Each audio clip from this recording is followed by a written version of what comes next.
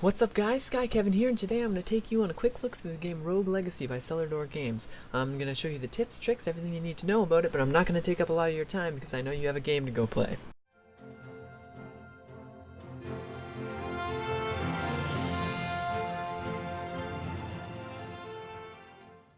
Okay, so here you're going to start out with the base with nothing in it because you have to go unlock it. The game has a very simple control scheme.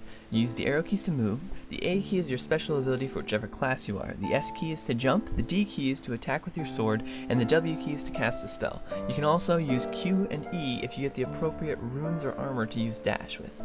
Your character has a very simple stats card that you can access via the menu. Here things are self-explanatory and I'll let you know about your hero. Every hero is born with special disabilities. These can be either things like gigantism, dwarfism, or even blurry vision. You're going to keep moving to the right of the screen to get to the castle.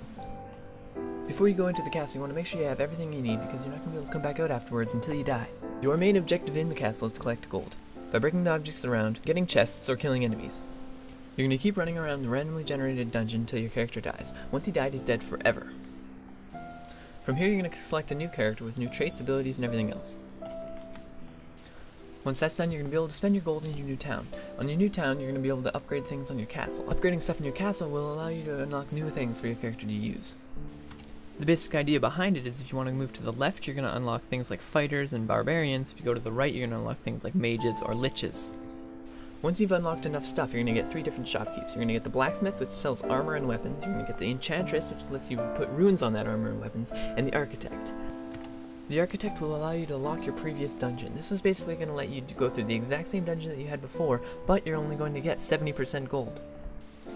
Inside the castle, there are special fairy chests. Doing the objectives for these chests will allow you to unlock your new runes and equipment for your character. These items will become accessible via the blacksmith or the enchantress. Eventually you'll find the boss room. Here you're going to be able to fight one of the 4 bosses in the game. There are 4 different areas for you to explore. There's the main castle, the forest to the right, the dungeon to the south, and the tower to the north.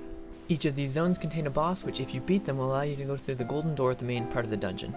Here you can fight the main boss, which will allow you to go to the New Game Plus, which is basically another harder version of the same game.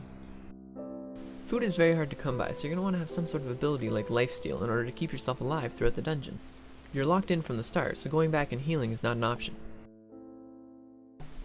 If you end up failing with the fairy chest, you can always go back to the architect and lock down your dungeon to go back to that same spot and try and get it again.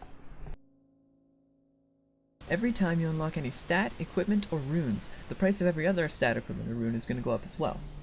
So it's wise to pick and choose what you're going to have, and then it's not going to cost you as much in the long run. If you ever get a chance to find any bonuses, you should always grab them. They're usually good, but they can be sometimes bad. Always make use of the downward slash. It doesn't seem like much because it's hard to do and it doesn't do much damage, but it'll help you out in the future. Maybe even with a few bosses too. That's all I have for today, guys. If you liked it, please click subscribe right here, or you can follow me on Twitch or Twitter. Those buttons will be here and here as well. Thanks for watching, and bye for now.